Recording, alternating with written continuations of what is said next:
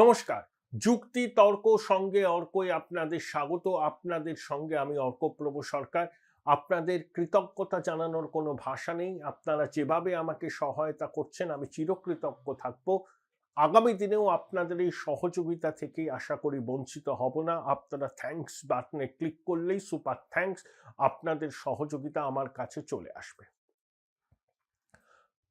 2019 সালে ক্ষমতায় আসার পর কেন্দ্রের এনডিএ সরকার বা মোদী সরকার সিএএ আইন করেছিল, কিন্তু বিধি প্রণয়ন হতে প্রায় 5 বছর লাগে।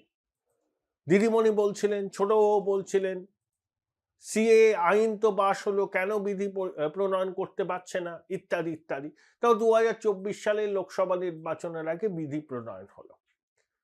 যখনই এই সিএর প্রসঙ্গ আসে, মুখ্যমন্ত্রী সেটাকে ব্যঙ্গ করে, বিদ্রুপ করে, বিকৃতভাবে ক্যা ক্যা ছি বলতেন। আমার একটা মনে আছে, কলকাতার একটা সভায়, হ্যাঁ, এঁটোকাটা কমিটির চেয়ারম্যান, কাকশিল্পী থেকে শুরু করে, মাধুকরী কবি থেকে শুরু করে, কিছু গায়ক, কিছু অভিনেতা, কিছু রাজনৈতিক নেতা ক্যা ক্যা ছি করে তীব্র আওয়াজ তুলেছিলেন, ব্যঙ্গ করেছিলেন। দিদিমণি আর ভাইপো তো মিথ্যা কথা বলতে ওস্তাদ।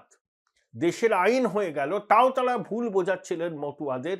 এখানে আবেদন করবেন না, আপনারা বিদেশি হিসাবে চিহ্নিত হবেন, আপনাদের ডিটেনশন ক্যাম্পে রাখবে, পরে পাঠিয়ে দেবে, ভুলেও করবেন না, এগুলো বিজেপির একটা প্লয়। তৃণমূলের এই প্রচারে বিভ্রান্ত হয়ে অনেকে প্রাথমিকভাবে কিছুটা আড়ষ্ট ছিলেন।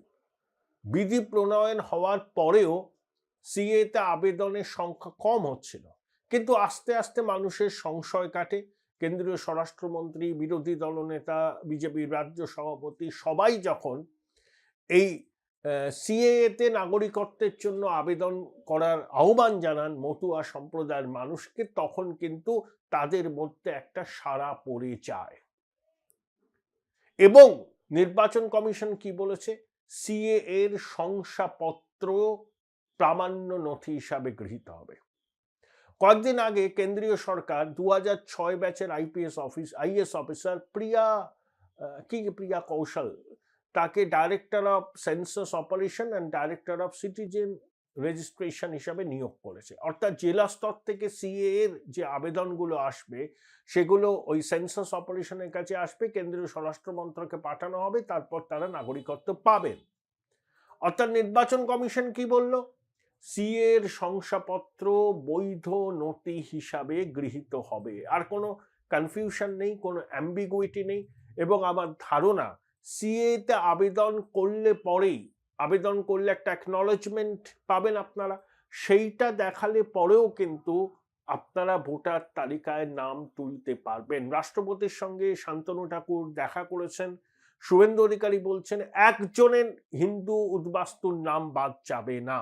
কয়েকদিন আগে শান্তনু ঠাকুর বলেছিলেন যে এই এসআইআর এক্সারসাইজে অনুপ্রবেশকারীদের যদি 20 লাখ নাম বাদ যায়, তাতে যদি 1 লক্ষ মতুয়া সম্প্রদায়ের মানুষের নাম বাদ যায়, কষ্টটা সহ্য করতে হবে, তারপর তারা আবার নাম তুলতে পারবেন, ভোট দিতেও পারবেন। কিন্তু কমিশন যেমন বলল, সিএ এর শংসাপত্র প্রামাণ্য নথি হিসাবে গৃহীত হবে এবং একই সঙ্গে রাষ্ট্রপতির কাছে শান্তনু ঠাকুর যে আবেদন করেছেন, সিএ তে আবেদন করলেই সেই অ্যাকনলেজমেন্টটাই যাতে কমিশন প্রামাণ্য নথি হিসাবে গ্রহণ করে। আমার ধারণা শেষ পর্যন্ত কমিশন ইঙ্গিত স্পষ্ট, সিএ তে আবেদন করলেই সেই অ্যাকনলেজমেন্ট দেখালেই সেটাকে প্রামাণ্য নথি হিসাবে গ্রহণ করবেন এবং ভোটার তালিকায় তারা নাম তুলতে পারবেন।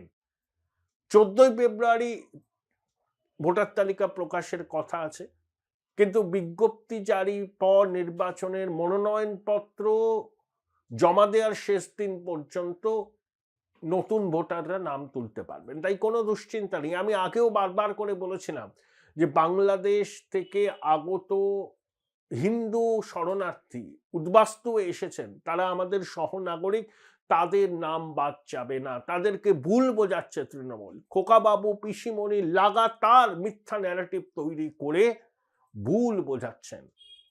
কিরকম? মুখটা পুড়ল, নির্বাচন কমিশন পর্যন্ত প্রামাণ্য নথি হিসাবে স্বীকৃতি দিল। এবং কোনো মতুয়া সম্প্রদায়ের মানুষের নাম বাদ যাবে না বলেই কিন্তু আমার বিশ্বাস, এবং শুভেন্দু অধিকারীও কিন্তু এই বক্তব্যটা বারবার করে বলছেন। এবং কেন্দ্রীয় স্বরাষ্ট্র মন্ত্রক নিশ্চয়ই শেষ মুহূর্তে আরো কিছু ঘোষণা করবেন, যাতে যারা এখনো হয়তো কিছুটা দোলাচালে রয়েছেন, দ্বিধাদ্বন্দ্বে আছেন, তাদের দ্বিধা দ্বন্দ্ব যন্ত্রণা কাটবে এবং তারা নামটা তুলবেন ভোটার তালিকায়। দীর্ঘদিন ধরে এই অপপ্রচার করেছিল এরা, সিএতে নাম তুলবেন না, নাম তুললেই আপনি অনুপ্রবেশকারী হিসাবে চিহ্নিত হয়ে যাবেন, আপনাদের ডিটেনশন ক্যাম্পে রেখে বাংলাদেশে পুশব্যাক করা হবে। কি হলো? থোতা মুখটা ভোতা হলো। মিথ্যাচারের তো একটা সীমা আছে, দেশে আইন প্রণয়ন হয়েছে, বিধি প্রণয়ন হয়েছে, তাও মতুয়া সম্প্রদায়ের মানুষকে লাগাতার ভুল বুঝিয়ে এসছে রাজ্যের শাসক দল তৃণমূল কংগ্রেস। ক্ষমা চাওয়া উচিত নয় তাদের মতুয়া ভাই বোনদের কাছে এই লাগাতার মিথ্যাচার করার জন্য, এই লাগাতার ভুল বোঝানোর জন্য, একটা আতঙ্কের পরিবেশ তৈরি করার জন্য? তাতেও লাভ হবে না। পিসি ভাইপোর দলকে মতুয়া সমাজের সিংহভাগ ভোট দেবেন না। নাগরিকত্বের দাবিটা মতুয়াদের দীর্ঘদিনের ছিল। কেন্দ্রের মোদী সরকার তাদের নাগরিকত্বের দাবিকে স্বীকৃতি দিয়েছে। তারা সিএ এর মাধ্যমে ভারতের একজন সম্মানীয় নাগরিক হিসাবে স্বীকৃতি পাবেন। দেশের সংবিধান যা যা অধিকার ভারতীয় নাগরিকদের দিয়েছে, তারাও সেই অধিকার পাবেন।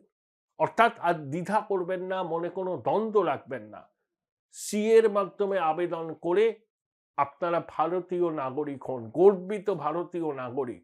অপপ্রচারে কান দেবেন না। আপনাদের দীর্ঘদিনের যে দাবি ছিল, সেই দাবি পূরণ করেছে কেন্দ্রের মোদী সরকার। শুনুন, সিএ হচ্ছিল আমাদের আনফিনিশড এজেন্ডা অফ পার্টিশন, সেটাকে আমরা ফুলফিল করেছি।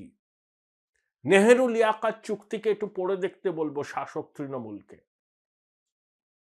ভারতবর্ষে মুসলমান ভাই বোনদের সংখ্যা স্বাধীনতার সময় যা ছিল তার থেকে বেড়েছে, পাকিস্তানে কমেছে, আর বাংলাদেশে সৃষ্টির সময় 23% হিন্দু ছিল, এখন কমে 8%-এর নিচে নেমেছে। তাই নেহেরু লিয়াকাত চুক্তি লেটার অ্যান্ড স্পিরিটে কেবল আমরাই মেনেছি, পাকিস্তান মানেনি। পাকিস্তান ভেঙে তৈরি হওয়া বাংলাদেশ মানেনি। এবং বাংলাদেশে কিন্তু হিন্দু নিগ্রহ বাড়ছে, লাগাতার হিন্দু নিগ্রহ, হিন্দুদের খুন করা, ব্যবসা প্রতিষ্ঠান লুট করা, মাতৃশক্তির গণধর্ষণ করা, সব চলছে, সব। এই আবহে 29শে জানুয়ারি করাচি ঢাকা সরাসরি বিমান পরিষেবা চালু হবে। অর্থাৎ পাকিস্তানের কোলে উঠে চলেছে বাংলাদেশ। J-15 সিঙ্গেল ইঞ্জিন বিমান নাকি কিনবে বাংলাদেশের বিমান বাহিনী পাকিস্তানের কাছ থেকে। তাহলে বুঝতে পারছেন যে কি অবস্থা আমাদের পড়োশী বাংলাদেশে। ওটা একটা জঙ্গি দেশ, ইউনূস জঙ্গি দলের নেতা। শরণার্থীরা সব কিছু ছেড়ে, ভিটে মাটি ছেড়ে এক বস্ত্রে তারা এই দেশে আশ্রয় নিয়েছিলেন। তাদের যন্ত্রণাটা শাসক বোঝে না। নাগরিকত্ব তাদের কাছে কত বড় স্পর্শকাতর বিষয়, সেটা অনুধাবন না করেই দীর্ঘদিন ধরে লাগাতার মিথ্যা প্রচার চালিয়ে মতুয়া ভাই বোনদের শাসক বিভ্রান্ত করেছে। এবার তাদের নত মস্তকে ক্ষমা চাওয়া উচিত পিসি ভাইপোর। কারণ তারা অপরাধ করেছেন মতুয়া ভাই বোনদের সঙ্গে, লাগাতার মিথ্যাচার করে, তাদেরকে উদ্বিগ্ন করে। নির্বাচন কমিশনের সিদ্ধান্ত, আশা করি আর মিথ্যাচার করার সাহস আপনারা দেখাবেন না জনতার আদালতে, তাহলে কিন্তু আপনাদেরও বিচার হবে। Join Indian Institute of Hotel Management now. Right choice, right decision.